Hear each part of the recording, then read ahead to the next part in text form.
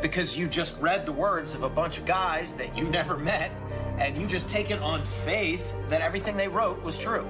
And what makes you think what your scientists are writing is any more truer than my saints? Because there are volumes of proven data, numbers, figures. Have you poured through the data yourself? The numbers, the figures? Well, no. No. Oh, interesting. So let me get this straight, Mr. Reynolds. You get your information from a book written by men you've never met, and you take their words as truth based on a willingness to believe, a desire to accept, a leap of, dare I say it, faith? Come on. Look, I mean, I don't even know how I'm supposed to respond to that. Like, come on. I rest my case. Always question the scientists and their foundations. At the moment, modern physics is not making a lot of sense. What is everything made of? Well, oops, there's about 95% stuff we don't know. Philosophically speaking, it's very uncomfortable. Because if the Earth is in the center of the universe, that means that somebody put it there. Matter tells space how to curve. Space tell... Did I get that right? The science community is ignoring a lot of the things that we're looking at, and so normal people are going out and doing experiments. And one of the experiments has turned up an amazing fact that we've not been told, and it destroys the whole idea of this heliocentric system, and that is the moon. Now, you can actually measure the temperature of the moonlight next to the temperature of the shade of the moonlight, and you'll find the moonlight is colder than the shade, the opposite from the sun. So the moon is throwing out its own light, and that light is the opposite from the sun. Now, that tells you that it's not reflecting the sun's light. It's producing its own, and its light is different from the sun's. So, you know, the scientific community have not told us this, because they won't tell us this, because it destroys this idea that the sun is, is lighting up the moon. Everyone knows, like, if you're in sunlight, it's colder in the shade, right? So if it's 100 degrees in the sun, it's 90 degrees in the shade. You go to the moonlight, like especially in a full moon, especially if it's high in the sky, the moon is its own independent object. It is not reflecting the sun rays. The sun is its own object. Also, about the same size, which is, again, coincidentally, why the moon fits so perfectly in front of the sun during an eclipse. We always thought it was a coincidence that even though it was 400 times farther away, that it was also exactly 400 times less diameter, which is why it fits. And the other weird thing about the moon, which everyone thinks, oh, it's just a coincidence, is that we never see the other side of it. It's constantly perfectly rotating, so we only see one side of the moon. Exactly one side. It's not like we have like a quarter of a degree every 5 years or half a degree here and there. It's always the same side. There are no coincidences when it comes to this system. It was deliberately built, but I think it was deliberately built to be detected. And I think we were naturally supposed to figure this thing out maybe as late as the 1970s, but the government figured it out first, and they have been spending a heck of a lot of money trying to keep it a secret. The other question is, well, how come ships don't go off the sea if it's flat? How come ships don't fall off the edge? Well, here's why you don't fall off the edge. There's a 200 to 300 foot high wall that is the border that Scripture says is keeping everything in. Nothing's going past that. Because they don't want you finding out what's beyond. It's a 20,000-foot sheer wall of ice, but that's never stopped me before. Risk? Of course I'm aware of the risks. Thank you for your concern. Physics. Why objects move on a ball spinning 1,000 miles an hour while it's going 26,000 miles around the sun. Basically the model we're accepting right now. The sailor thinks that he's traveling around the Earth this way, when in effect he's traveling around the Earth this way. They began flying it around the world, from Abu Dhabi last year, with stops in India and China, then across the vast Pacific. Does running around your neighborhood prove that the neighborhood is round? I was an airline pilot for Delta for 26 years. A pilot's primary flight instrument is his artificial horizon, which he has to be maintained level to keep from climbing and descending. From a cockpit, weather permitting, I could see hundreds of miles in all directions, viewing cities connected by roads across the flat plain as far as the eye could see. If a pilot is flying around the curve of the Earth, then he should be dipping the nose down every 5 minutes. He should be dipping the nose down to stay around the curve. That's absolute proof that a plane flies over a flat surface rather than a curved one.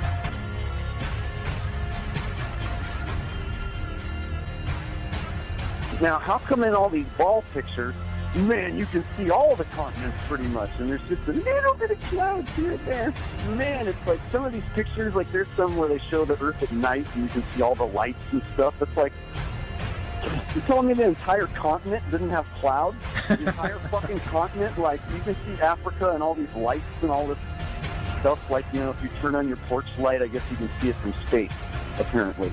And it's like there's no clouds in some of these pictures. And they spelled out the word sex, right, recently, probably a few months ago in one of the clouds. But, you know, if they do their research, they say, well, those are composites. And I said, well, how come they copy and paste the clouds on some of these? And they use the same cloud form. Like, if you're going to make a composite, but you shouldn't be copying and pasting clouds. That means you're adding stuff that's not real. Yeah, and the thing is, those pictures that you're talking about, the blue marble pictures, you know, I think there's about maybe 8 to 10 of them over time that NASA has put out, and you're absolutely right. None of those pictures look the same. The color of the water is different. Like you said, the continents are different sizes. It's just unbelievable. And I think what happened originally was they would put these things out and nobody was paying any attention to it, you know? And then all of a sudden now, people are paying attention to it, and now they're pulling these pictures in, and it's an obvious fraud. What? And the thing is, there's supposedly tens of thousands of satellites orbiting Earth.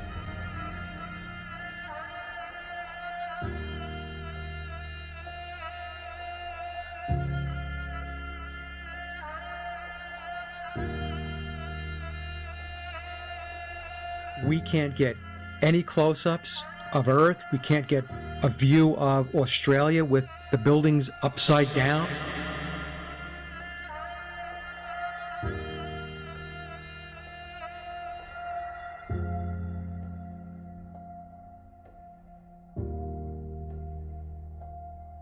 And they'll look at you like you're crazy. But really, you're the sane one for asking real questions. I was taught schoolbook bullshit in public school, and somehow I was able to break free and free my mind. You know how I did it? I watched NASA rockets explode a bunch of times.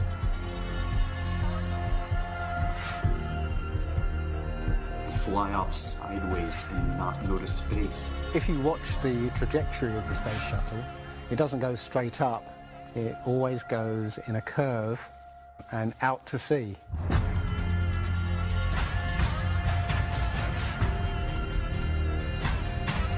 The point is, they actually go horizontal. The space shuttle goes horizontal. It never goes any further up. It goes horizontal, very, very low down in the atmosphere. You know, it's still in the atmosphere while it's horizontal, so it never gets any higher. And it goes out of sight, not because it goes too high, because it goes too far downrange. And they have a plane that's mocked up to look like a space shuttle. It's a jet-powered aircraft. That's it. It's not a glider. It's an aircraft. And that's what they're fooling us, taking billions of dollars in and giving us images and fake planes for that 10 billion, you know, however many billions of dollars it is. What goes up must come down, and literally we have not ever seen anything that has ever gone up and not come down.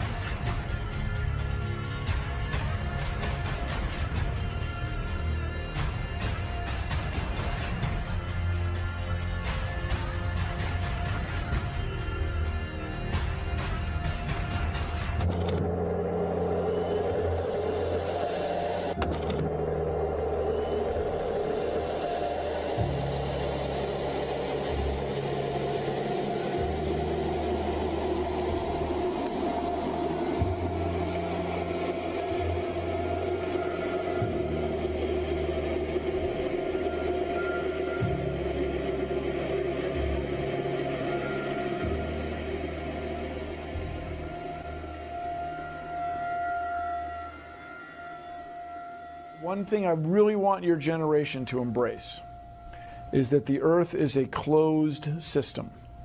We cannot leave the Earth. There's no place to go.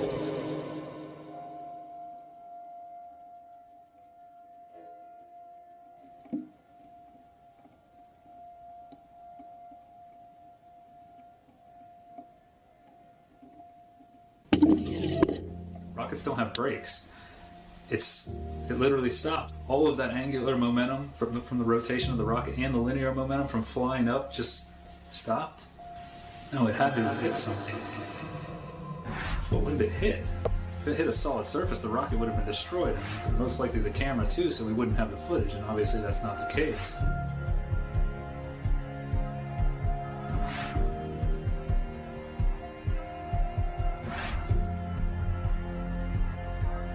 Kicks and deals. It's a long fly ball going back, and the ball shatters the sky, bringing the ocean itself down into the stadium. Oh, Simpson just broke this dream's reality wide open. I know we have still not shattered that highest and hardest glass ceiling, but someday someone will, and hopefully sooner than we might think right now.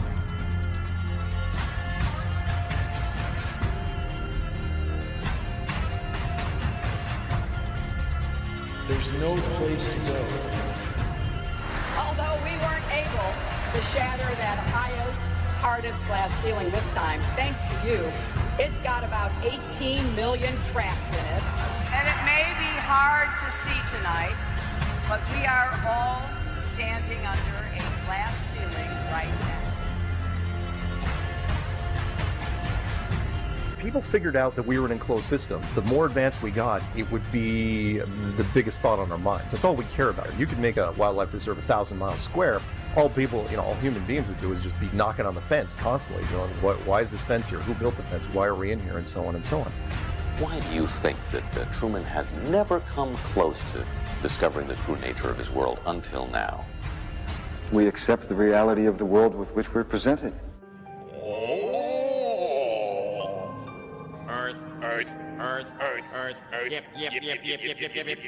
Earth. Yep. Earth. Yep. Oh. Earth. If you start here and you go around long enough in the same direction, you wind up in the place you started from. Yes, Thomas. Why don't we fall off when we walk underneath, Miss Sarah? Because of a force called gravity. What does gravity look like?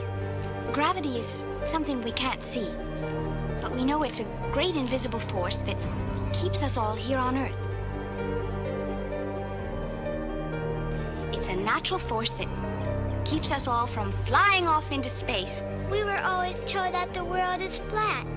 You were told right. Don't listen to her. I've been patient with you, Sarah. Lord knows I've been patient. But now your words have revealed you. The law of gravity was discovered by Sir Isaac Newton in 1687. That's almost 200 years ago, Uncle Evan. But there is only one law.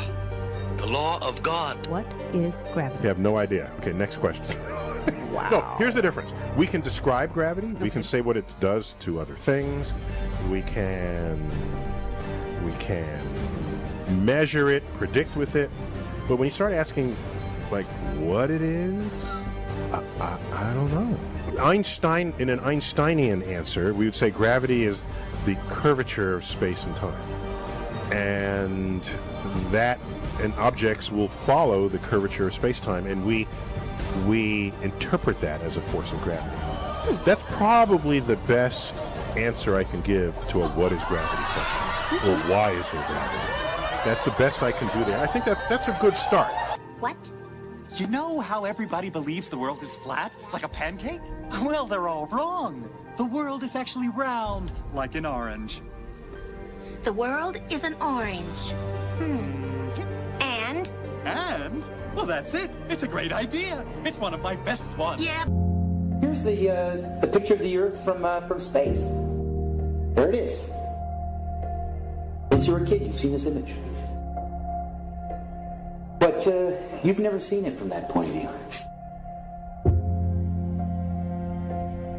You've never seen that with your eyes from that scale of a model, that point of view, from outside of the planet's surface. What's the point of this grand deception? I think Eric Dubay explains it best. People are always asking, why do they do this? Other than the obvious profit margin motive, NASA being the biggest black budget black hole in existence, sucking in over $30 billion taxpayer money for the fake moon landings alone. Nowadays, hundreds of billions of dollars, and not just NASA, but RASA and all the other fake space organizations around the world giving CGI images for hundreds of billions of dollars. You want to put something in context. If you want to do something with $3.5 trillion, you can do whatever you want. Now, let's see. How do we go about proving that? Go to the seashore. Go to a seashore. Watch. As ships sail away, they don't disappear all at once. No, first, the bottom will disappear. See, the bottom of the ship is gone. Now we can see midway up, and then the whole thing disappears. Now, ships came back. They didn't fall off the table. So people realized that the world is curved. It's a big curve, but it's curved. So, the process of testing claims, the world is flat, the world is round, is what we call science. Now, if you have a claim that can't be tested, that's what we call pseudoscience. Extraordinary claims require extraordinary proof. Extraordinary claims require extraordinary proof. Boats don't disappear over the curvature of the horizon. Boats disappear due to perspective. All you have to do is go to the beach, watch a boat disappear from your eye, and then whip out your telescope, your binoculars, or your high-powered zoom on your camera, and you can pull the entire boat right back into view. Whole mass and all. Yeah, that's right. You think the boat disappeared? Just whip out your telescope, your binoculars, or your zoom camera. You bring the entire boat back into view, completely debunking everything Coy just told you. We've always believed that there was a Garden of Eden. I believe in God. I believe the universe was created by God. We realized that maybe Earth is more special than we thought after all, but for a different reason. We live at a very special time. Life is extremely special. This idea that we're not in any special place in the universe, there's something wrong with that. They went to the North Pole in the 1900s. This is 1482. Nobody went to the top of the globe, to the bottom, or flew up, or built a skyscraper. It's funny that we said that this is what we're in right now. This is what we're on before any instrument of proof. This is the first time we actually had like an instrument of flight. Actually go high enough. Actually fucking check out if what we agreed to 500 years ago was real. So if they were wrong after 500 years, the question is, would they tell you?